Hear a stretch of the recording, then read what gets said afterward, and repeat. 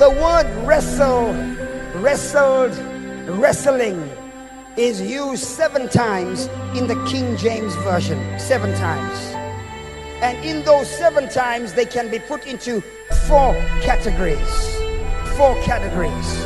Category number 1, when a human being is wrestling with themselves. Category number 2, when a human being is wrestling with another human.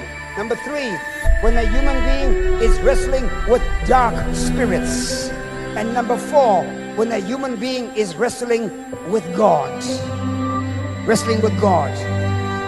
When you become a Christian, Paul said, when I would do good, evil is present. Some of the greatest challenges a human being will have is wrestling with self. Because you know who you are. We know our strengths. We understand our weaknesses. We know our proclivities to lean towards things that are unrighteous. And we understand the dynamics of how the flesh works, how it conspires and organizes to put us into a place that's precarious. We understand that the family traits within our family, those are strong. And if we let down our guard, we can succumb to some sort of sin or some sort of inevitable failure. And so we have these wrestlings. Some of the most gifted people have the greatest struggles, and we wrestle within.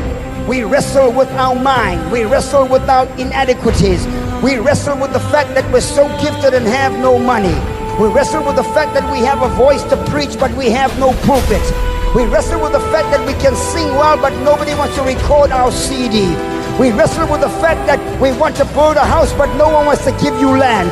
And you have these wrestlings and you wonder, is God really for me?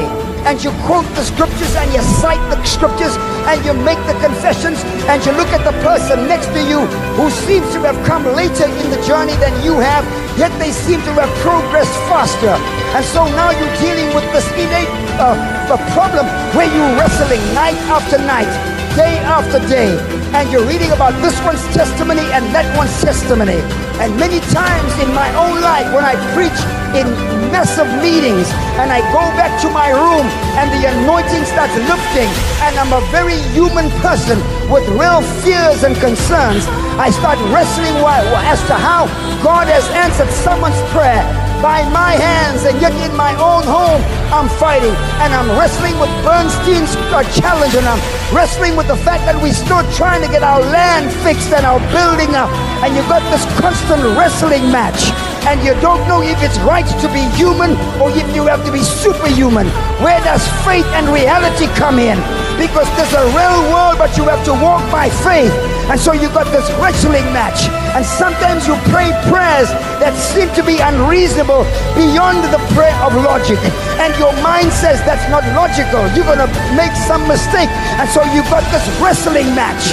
If you're going to move from this location to another and you're wondering, am I going to shout people destroy their lives? And this wrestling match goes on.